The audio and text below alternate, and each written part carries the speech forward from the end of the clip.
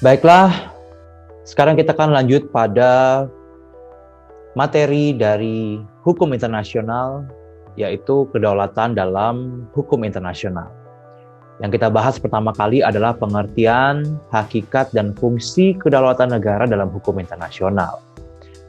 Jadi kedaulatan ini merupakan kekuasaan tertinggi dari suatu negara yang sifatnya tidak terbatas. Kalau dalam bahasa Inggris dikenal dengan sovereignty, dalam bahasa Latin dikenal dengan soveranus yang artinya tertinggi. Menurut ahli L. Oppenheim, pada abad pertengahan istilah sovereign yang berasal dari bahasa Latin yaitu soveranus itu digunakan di Perancis untuk merujuk pada pengertian kekuasaan atau otoritas, baik itu secara politik ataupun yang lainnya. Dan kata kedaulatan berasal dari bahasa Perancis kuno yaitu souveraineté, yang bahasa Latin pada abad pertengahan disebut dengan supranitas, supremitas, atau suprema potestas. Menurut Black Laws Dictionary, bahwa kedaulatan itu mempunyai arti yang luas, yaitu kekuasaan tertinggi atau supreme, kemudian mutlak atau absolute, dan tidak terkendali atau uncontrollable, di mana itu sebuah negara merdeka memerintah atau berkuasa. Dari pengertian ini mempunyai konotasi bahwa yang pertama, negara mempunyai hak dan kekuasaan untuk mengatur urusan internalnya tanpa adanya intervensi asing.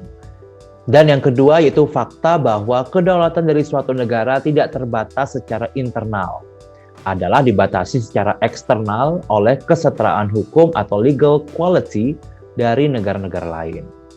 Kemudian yang ketiga, sifat dari hukum internasional publik ditandai oleh tidak adanya kekuatan superior dan hanya dibuat dengan persetujuan antara dan di antara negara-negara merdeka yang berdaulat.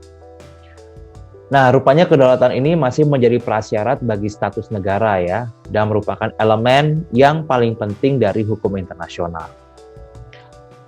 Di dalam hukum internasional, kedaulatan negara, state sovereignty, dan juga kesederajatan atau equality antar negara, ini merupakan konsep yang diakui dan menjadi dasar bekerjanya sistem hukum internasional itu. Jadi hukum internasional secara tradisional ini mengakui bahwa negara itu adalah sebagai entitas yang merdeka dan berdaulat. Berarti negara itu tidak tunduk pada otoritas yang lebih. Kemudian Brownlee mengatakan bahwa jika hukum internasional ada, maka dinamika kedaulatan dapat dinyatakan dalam terminologi hukum. Berkaitan dengan itu, Ian Brownlee mengatakan bahwa if international law exists, then the dynamics of state sovereignty can be expressed in the terms of law, and as states are equal and have legal personality, sovereignty is in a major aspect a relation to other states and to organization of state defined by law. Sebagai negara yang sederajat dan mempunyai legal personality, kedaulatan ini merupakan aspek pokok bagi hubungan antar negara dan organisasi negara-negara yang ditetapkan oleh hukum. Di sini Brownlee berpendapat bahwa kedaulatan dan persamaan kedudukan antar negara ini merupakan landasan yang konstitutif dari hukum internasional, berkaitan dengan kedaulatan teritorial. Oleh karena itu, Brownlee ini menegaskan bahwa teritorial suatu negara di mana kedaulatan suatu negara ditegakkan dalam bentuk yurisdiksi negara, tidak saja berbentuk wilayah daratan, tetapi juga mencakup laut dan ruang udara. Lalu bagaimana implikasi dan pembatasan dari kedaulatan negara? Nah, pada abad 20 ini para sarjana lebih tertarik untuk mengembangkan unsur-unsur atau elemen dan implikasi dari konsep kedaulatan. Pada masa ini, literatur terbaru hukum internasional lahir dengan kategori yaitu unsur-unsur kedaulatan. Salah satunya yaitu sarjana Milton Esman. Ini dia melahirkan konsep terbaru untuk literatur hukum internasional pada subjek dan perbedaan cakupan dari kedaulatan berdasarkan 3 hal yang penting dari pengalaman manusia. Yang pertama yaitu politik, mengenai lembaga-lembaga negara dan hubungan warga negara serta subjek terhadap pemerintah. Yang kedua yaitu budaya, status sah dan penggunaan bahasa, kemudian praktek kehidupan beragama, dan juga ruang lingkup dari ekspresi seni. Yang ketiga yaitu dari ekonomi. Adanya produksi, distribusi, perdagangan, keuangan, adanya perlindungan sosial, dan hal-hal lainnya yang merupakan hasil dari produksi dari mata pencaharian. Ada juga sarjana yaitu show. Ini membagi kedaulatan negara menjadi dua aspek, yaitu kedaulatan internal yang meliputi supremasi lembaga-lembaga negara dan kedaulatan eksternal dalam bentuk supremasi negara sebagai subjek hukum internasional. Di sini Shaw secara tegas mengatakan bahwa suatu negara berdaulat adalah pemegang hak dan kewajiban secara internasional yang mempunyai kepribadian secara internasional, didasarkan pada adanya wilayah faktual yang jelas batas-batas wilayah negaranya. Implikasi dari konsep kedaulatan kontemporer ini dapat dibedakan sehubungan dengan dimensi internal atau disebut dengan domestic sovereignty dan eksternal atau interdependency sovereignty. Dimensi internal kedaulatan itu terdiri dari kontrol otoritas publik dari perilaku baik warga negaranya maupun para pendatang dalam batas-batas wilayah, dan kontrol negara atas sumber daya nasionalnya. Dimensi eksternal kedaulatan itu terdiri dari otoritas yang menghalangi intervensi asing dalam bentuk apapun ke dalam urusan dalam negeri, kecuali itu atas persetujuan dari negara itu sendiri. Jadi, implikasi dari kedaulatan negara itu ditegaskan lagi oleh Ian Brownlee, yaitu first, a jurisdiction prima facie exclusive over a territory and the permanent population living there. Second, a duty of non-intervention in the area of exclusive jurisdiction of other states. And third, the dependence of obligations arising from customary law and treaties on the consent of the obligor. Jadi perwujudan kedaulatan negara itu dalam bentuk jurisdiksi negara. Jadi adalah kewenangan untuk mengatur segala aktivitas yang ada atau berada di wilayah negara yang bersangkutan. Hal ini menegaskan sifat kedaulatan negara yang tidak terbatas. Sarjana kita dari dalam negeri yaitu Profesor Mohtar Kusumaatmadja menyatakan bahwa kedaulatan negara dibatasi oleh ruang berlakunya, yaitu terbatas pada wilayahnya. Dan menurut Prof. Mohtar, kekuasaan tertinggi itu mengandung dua pembatasan penting dalam dirinya, yaitu pertama, kekuasaan itu terbatas pada batas wilayah negara yang memiliki kekuasaan itu. Yang kedua, kekuasaan itu berakhir di mana kekuasaan negara lain dimulai. Jadi pembatasan kedaulatan negara ini dapat dilihat dari proses bagaimana penyelesaian sengketa dalam beberapa kasus hukum internasional. Putusan dari Mahkamah Internasional pada Lotus Case ini menyatakan bahwa pertama dan terutama pembatasan yang diberlakukan oleh hukum internasional pada suatu negara adalah tidak diterimanya aturan permisif yang digunakan secara bertentangan. Tidak mungkin menjalankan kekuasaan dalam bentuk apapun di wilayah negara lain. Demikian juga pada kasus Corfu Channel. Jadi Mahkamah Internasional ini juga menyatakan bahwa antara negara yang merdeka, penghormatan terhadap kedaulatan teritorial merupakan fondasi penting dari hubungan internasional. Pembatasan kedaulatan negara ini juga dapat disimak dari pendapat arbiter pada kasus Pulau Palmas Arbitrase, yaitu Max Huber, yang menyatakan bahwa sovereignty in the relations between states signifies independence. Independence in regard to a portion of the globe is the right to exercise therein, to the exclusion of any other state, the functions of state. Territorial sovereignty is in general a situation recognized and delimited in space either by so-called natural frontiers as recognized by international law or by outward signs of delimitations that are undisputed, or else by legal engagements entered into between interested neighbors, such as frontier conventions or acts of recognition of state within fixed boundaries. Kemudian bagaimana dengan perolehan kedaulatan negara? Secara tradisional ini terdapat beberapa cara ya untuk memperoleh kedaulatan suatu wilayah di negara tersebut. Di antaranya yaitu occupation, yaitu pendudukan. Okupasi ini adalah suatu cara untuk memperoleh wilayah melalui pendudukan.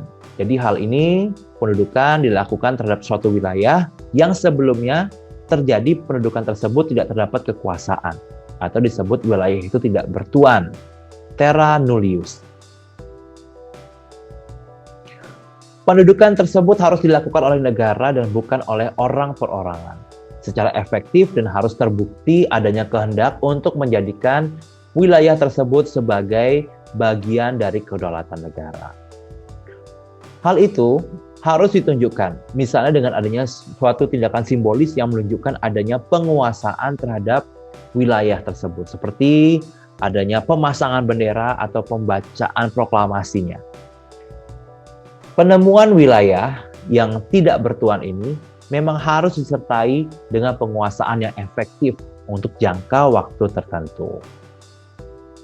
Sarjana Walau Adolf ini menyatakan bahwa pendudukan ini mengandung dua unsur pokok. Yang pertama yaitu penemuan atau discovery atau the taking of possession dan juga pengawasan yang efektif atau effective control. Kemudian yang kedua dengan cara annexation atau aneksasi atau penaklukan. Aneksasi atau penaklukan ini adalah suatu cara kepemilikan suatu wilayah berdasarkan kekerasan atau penaklukan. Dan dewasa ini malahan hukum internasional melarang ya cara-cara penggunaan kekerasan atau secara militer oleh suatu negara untuk mendapatkan suatu wilayah tertentu. Hal ini diatur dalam Piagam PBB pasal 2 ayat 4 dan pasal ini menyebutkan bahwa segenap anggota PBB dalam hubungan internasionalnya menjauhkan diri dari tindakan mengancam atau menggunakan kekerasan terhadap integritas suatu wilayah atau kemerdekaan politik suatu negara lain dengan cara apapun yang bertentangan dengan tujuan-tujuan PBB. Cara yang selanjutnya yaitu dengan cara exterration atau akresi atau pertambahan. Jadi akresi ini adalah penambahan wilayah yang dikarenakan oleh proses alamiah tanpa adanya campur tangan manusia. Dari proses ini, suatu wilayah bisa terbentuk dan menjadi bagian dari wilayah yang ada.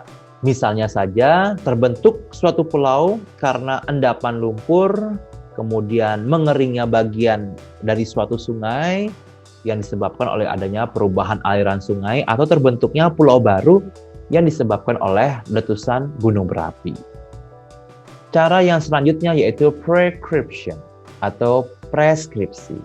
Preskripsi ini adalah pemilikan suatu wilayah oleh suatu negara yang telah didudukinya dalam jangka waktu yang lama dan dengan sepengetahuan pemiliknya. Tidak ada protes juga.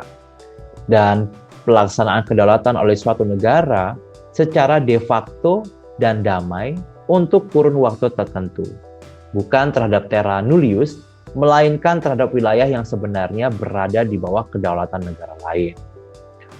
Fossil dan Johnson ini mengungkapkan agar preskripsi itu sah, yaitu pertama adanya pemilikan tersebut harus dilaksanakan secara a titre de sovereign, yaitu bahwa pemilikan tersebut harus memperlihatkan suatu kewenangan atau kekuasaan negara yang ada di wilayah negara tersebut, tidak ada negara yang mengklaim. Yang kedua yaitu pemilikan tersebut berlangsung secara damai dan tidak ada protes. Yang ketiga, pemilikan tersebut harus bersifat publik atau diumumkan dan diketahui oleh orang lain. Yang keempat yaitu pemilikan tersebut harus berlangsung terus. Dan yang terakhir adanya pengawasan secara efektif. Cara selanjutnya yaitu dengan cara cession atau sesi.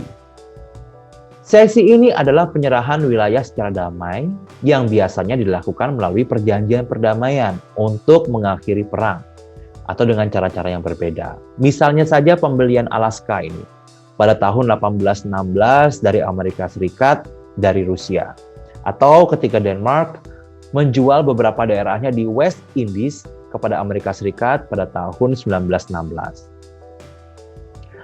Sarjana Oppenheim Gelotterpach ini mendefinisikan cesi ini sebagai pengalihan kedaulatan atas wilayah negara oleh negara pemilik kepada negara lainnya.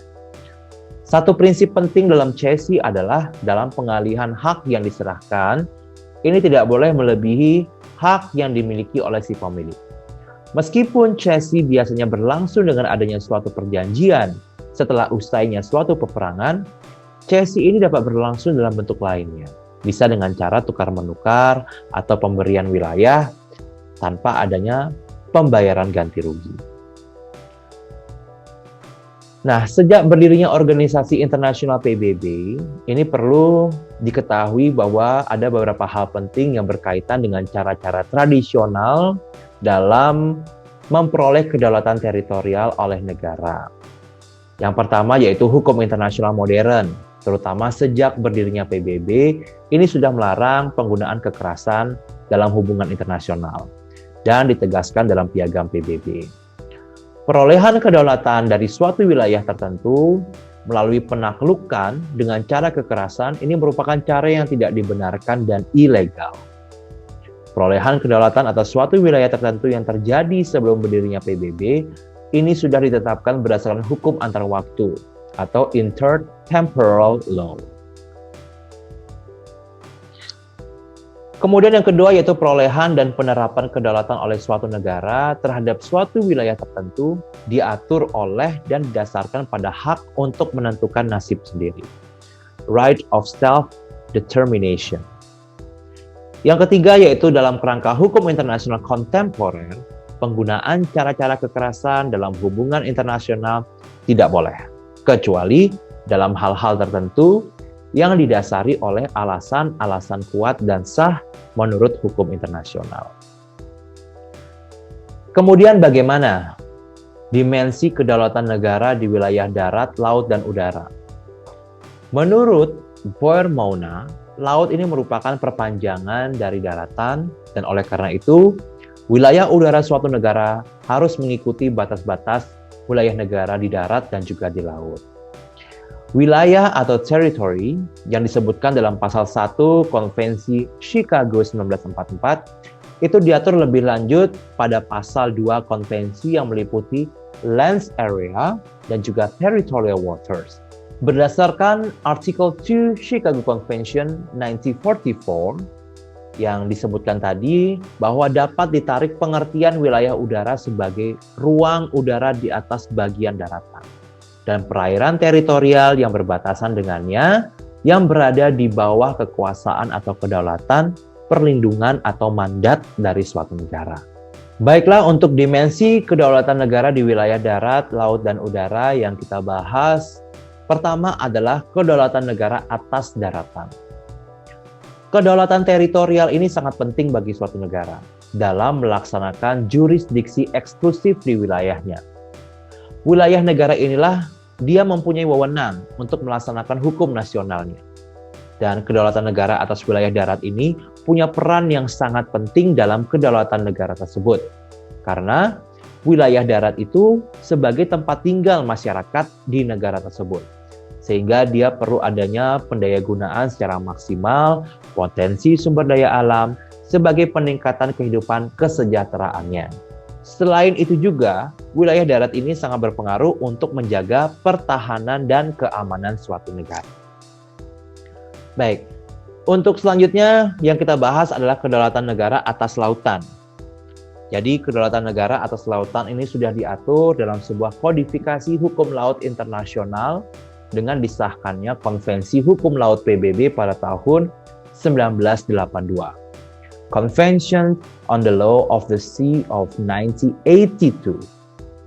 Jadi hukum laut internasional ini berkembang bersamaan dengan hukum internasional publik.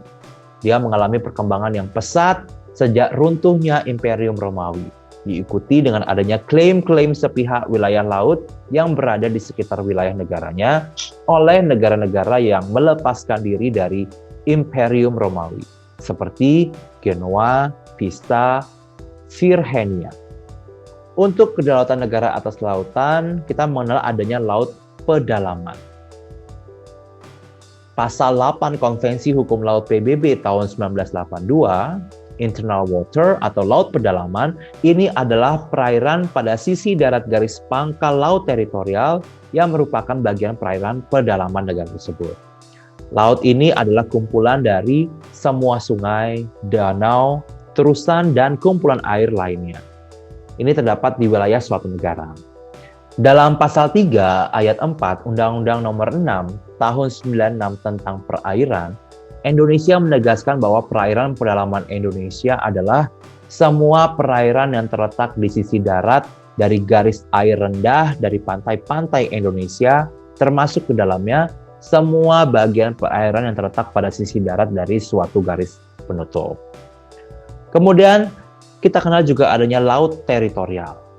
Dari pasal 2 Konvensi Hukum Laut PBB tahun 1982, ini menentukan bahwa kedaulatan negara pantai meliputi laut teritorialnya atau territorial seas, termasuk ruang udara di atasnya dan juga dasar laut serta tanah yang ada di bawahnya.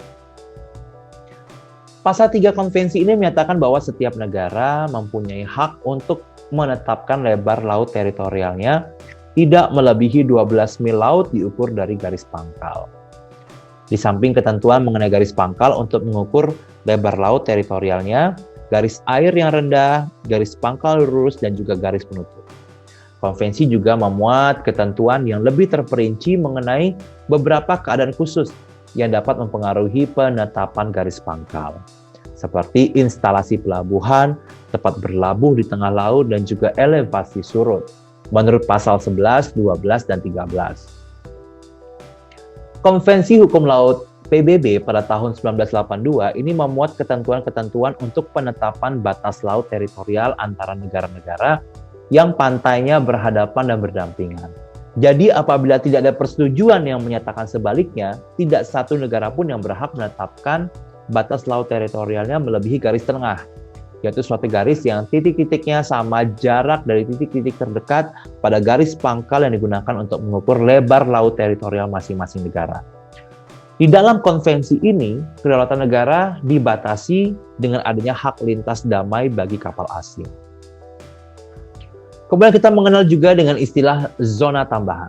Zona tambahan atau contiguous zone ini merupakan jalur yang lebarnya tidak melebihi 24 mil dari garis pangkal yang digunakan untuk mengukur lebar laut teritorial, di mana negara pantai dapat berusaha mencegah terjadinya pelanggaran terhadap peraturan perundangan pada wilayahnya atau pada laut teritorialnya sekaligus dapat menerapkan hukumnya. Terdapat pada pasal 33 Konvensi Hukum Laut PBB di tahun 1982. Untuk lebar jalur tambahan ini sudah diperluas apabila dibandingkan dengan jalur tambahan menurut hukum laut klasik. Pasal 33 menentukan bahwa negara pantai dalam zona tambahan dapat melaksanakan pengawasan yang diperlukan guna mencegah pelanggaran peraturan perundang-undangan menyangkut bea cukai, fiskal, imigrasi, dan saniter di dalam wilayahnya atau laut teritorialnya, dan menghukum setiap pelanggaran demikian. Kita juga mengenal adanya istilah zona eksekutif ekonomi, ZEE, Exclusive Economic Zone, yang artinya adalah suatu daerah di luar laut teritorial yang lebarnya tidak boleh melebihi 200 mil diukur dari garis pangkal yang digunakan untuk mengukur lebar laut teritorial, sesuai dengan pasal 55 dan 57 Konvensi Hukum Laut PBB tahun 1982. Dan menurut pengertian pasal 56, negara pantai di ZEE dapat menikmati beberapa hal, yaitu hak-hak berdaulat untuk melakukan eksploitasi, konservasi, dan pengelolaan segala sumber kekayaan alam di dasar laut dan tanah di bawahnya, serta pada perairan di atasnya. Ini semua juga termasuk pada kegiatan untuk tujuan eksploitasi secara ekonomis dari zona tersebut, seperti produksi energi dari air, arus, dan juga angin. Selain itu juga berhak atas pendirian dan penggunaan pulau-pulau buatan, riset ilmiah kelautan, serta perlindungan laut. Hak-hak dan kewajiban lain sebagaimana yang ditetapkan dalam konvensi. Selanjutnya kita mengenal dengan laut pedalaman. Dalam Konvensi Hukum Laut PBB tahun 1982, landas kontinen diukur menggunakan kriteria sebagai berikut. Jarak sampai 200 mil laut jika tepian laut kontinen tidak tercapai jarak 200 mil laut. Yang kedua, kelanjutan alamiah wilayah daratan di bawah laut hingga tepian luar kontinen yang lebarnya tidak boleh melebihi 350 mil laut. Diukur dari garis dasar laut teritorial jika di luar 200 mil laut masih terdapat daerah dasar laut yang merupakan kelanjutan alamiah dari wilayah daratan. Dan jika memenuhi kriteria kedalaman, sedimentasi yang ditetapkan dalam konvensi. Kemudian yang ketiga, tidak boleh melebihi 100 mil laut dari garis kedalaman atau isobat 2.500 meter. Kemudian kita mengenal dengan istilah laut bebas. Istilah dari laut lepas atau high seas ini diartikan sebagai perairan yang berada di luar batas 200 mil laut ZEE, zona ekonomi eksklusif. Jadi laut lepas ini terbuka bagi semua negara, baik negara yang punya pantai maupun yang tidak punya. Dalam pasal 86 UNCLOS ini mengatur tentang penerapan ketentuan bab mengenai laut lepas. Dalam pasal ini disebutkan ketentuan bahwa bagi semua bagian dari laut yang tidak termasuk dalam zona ekonomi eksklusif, dalam laut teritorial atau dalam perairan suatu negara, atau dalam perairan kepulauan suatu negara kepulauan. Jadi pasal ini tidak mengakibatkan adanya pengurangan apapun terhadap kebebasan yang dapat dinikmati oleh semua negara di zona ekonomi eksklusif, sesuai dengan pasal 58. Kebebasan di laut lepas ini antara lain yaitu kebebasan berlayar, kebebasan untuk terbang di atasnya, kebebasan meletakkan kabel dan pipa di bawah laut, kebebasan membuat pulau-pulau buatan dan instalasi-instalasi lainnya, kebebasan menangkap ikan, dan kebebasan melakukan riset ilmiah. Kebebasan-kebebasan ini harus dilaksanakan oleh negara-negara dengan mempertimbangkan kepentingan-kepentingan negara lain, serta hak-hak yang dicantumkan dalam konvensi mengenai eksploitasi kawasan dasar laut dalam sesuai dengan pasal 87.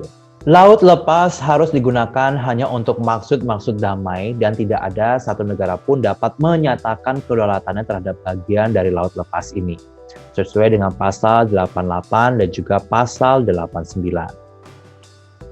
Selanjutnya kita mengenal adanya istilah perairan kepulauan. Bab 4 UNCLOS 1982 pasal 46 sampai dengan pasal 54 ini secara khusus mengatur tentang negara-negara kepulauan. Masyarakat internasional mengakui bahwa ada bagian laut yang karena keadaannya yang sifatnya khusus disebut sebagai perairan kepulauan. Perairan kepulauan berada di bawah kedaulatan negara kepulauan yang bersangkutan. Kedaulatan tersebut meluas sampai di ruang udara di atas perairan kepulauan, pada dasar laut perairan kepulauan dan tanah di bawahnya. Pasal 46 Konvensi Hukum Laut PBB tahun 1982 ini mengatur tentang yang pertama negara kepulauan. Ini berarti suatu negara yang seluruhnya terdiri dari satu atau lebih kepulauan dan dapat mencakup pulau-pulau lain. Yang kedua, kepulauan berarti suatu gugusan pulau, termasuk bagian pulau, perairan di antaranya, dan lain-lain wujud alamiah yang hubungannya satu sama lainnya demikian eratnya, sehingga pulau-pulau, perairan, dan wujud alamiah lainnya itu merupakan satu kesatuan geografi, ekonomi, dan politik yang hakiki, atau secara historis dianggap sebagai demikian. Indonesia ini termasuk negara yang paling untung dengan keberadaannya UNCLOS. Karena dengan demikian Indonesia sebagai negara kepulauan berarti juga bertambah luas wilayahnya. Hal ini tertuang dalam pasal 48 dan juga 49 yang mengatur bahwa lebar laut teritorial, zona tambahan, zona ekonomi eksklusif, dan landas kontinen harus diukur dari garis pangkal kepulauan, yakni bertambahnya kedaulatan di perairan kepulauan yang ada di Indonesia. Indonesia memperoleh tambahan wilayah yang signifikan dengan diakuinya hak negara kepulauan untuk menarik garis dasar lurus kepulauan menghubungkan titik-titik terluar dari pulau-pulau terluar.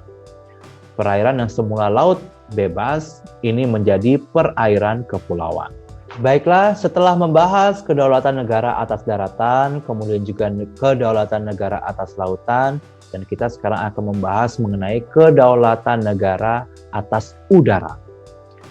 Jadi batas wilayah udara dapat dilihat dari dua sisi, yaitu horizontal dan juga vertikal. Batas horizontal wilayah udara ini mengikuti batas wilayah negara di darat dan juga di laut. Sedangkan batas vertikal wilayah udara suatu negara ini merupakan bagian yang sampai kini belum ada kesepakatan dari masyarakat internasional. Batas horizontal wilayah atau ruang udara di atas superjason yang luas dari laut ini membagi dan mencerminkan rezim hukum dari area dan zona laut yang berbeda. Dan lebih lanjut, subjek wilayah laut yang relevan dengan batas kedaulatan negara di wilayah udara yaitu laut lepas.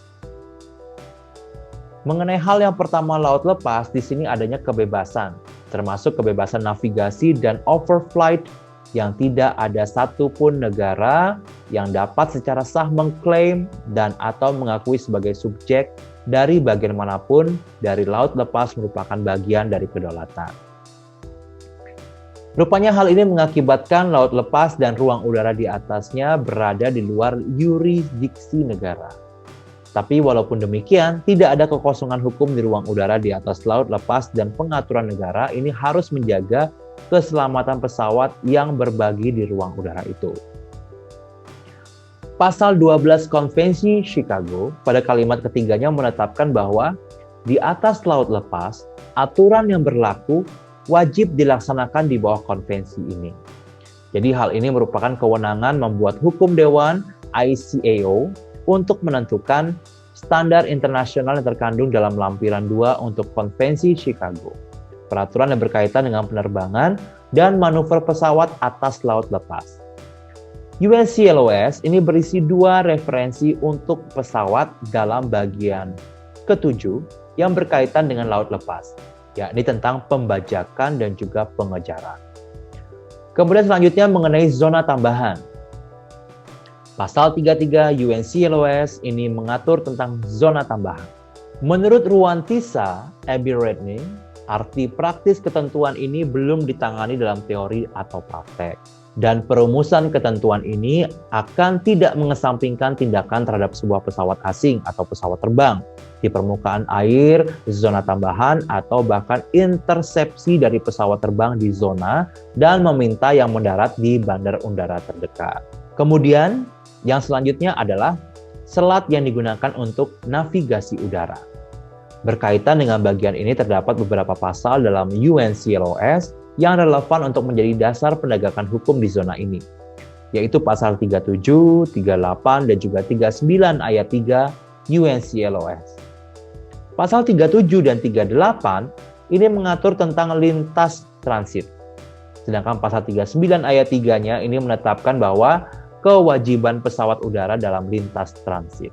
Selanjutnya mengenai perairan kepulauan. Negara kepulauan diatur dalam bab 4 UNCLOS mulai dari pasal 46 sampai dengan 54. Di pasal 46 ini memberikan pengertian bahwa negara kepulauan adalah negara yang seluruhnya terdiri dari satu atau lebih kepulauan dan dapat mencakup pulau-pulau lain. Status hukum perairan kepulauan dan ruang udara di atasnya dari suatu negara kepulauan ini diatur dalam pasal 49 UNCLOS tahun 1982. Dan menurut pasal 49 tersebut di atas, kedaulatan suatu negara kepulauan meliputi ruang udara di atas perairan kepulauan, tanpa memperhatikan ke dalam atau jaraknya dari pantai. Juga dasar laut dan tanah di bawahnya dan sumber kekayaan yang terkandung di dalamnya. Kemudian dalam zona ekonomi eksklusif. Jadi rezim hukum khusus zona ekonomi eksklusif diatur dalam pasal 55 UNCLOS tahun 1982 yang selengkapnya ini menetapkan bahwa zona ekonomi eksklusif adalah suatu daerah di luar dan berdampingan dengan laut teritorial tunduk pada rezim hukum khusus yang ditetapkan dalam bab ini berdasarkan mana hak-hak dan yurisdiksi negara pantai. Dan hak-hak serta kebebasan-kebebasan negara lain diatur oleh ketentuan-ketentuan yang relevan dengan konvensi ini. Lebar zona ekonomi eksklusif yang diatur dalam pasal 57 tidak boleh melebihi 200 mil laut dari garis pangkal dari mana lebar laut teritorial diukur.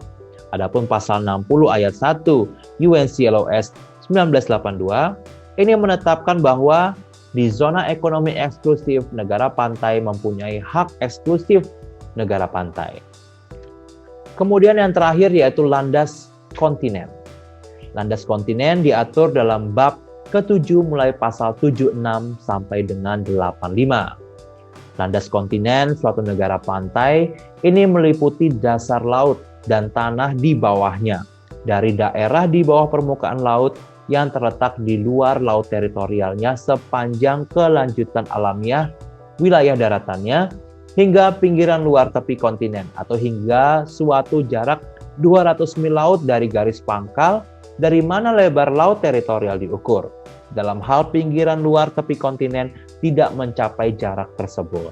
Penetapan untuk landas kontinen tidak akan boleh melebihi 350 mil laut dari garis pangkal dari mana laut teritorial diukur, atau tidak boleh melebihi 100 mil laut dari garis batas kedalaman, atau ISOBAK 2.500 meter, yaitu suatu garis yang menghubungkan kedalaman 2.500 meter.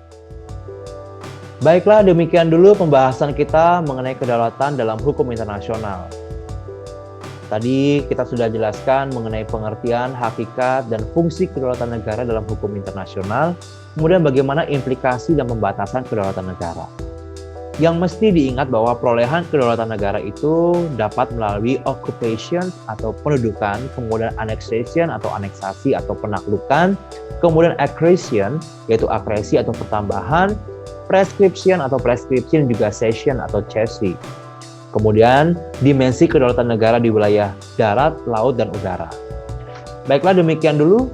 Kita akan ketemu lagi pada materi yang selanjutnya. Jangan lupa untuk like, komen, subscribe, dan juga bunyikan loncengnya. Terima kasih atas dukungannya. Sampai ketemu.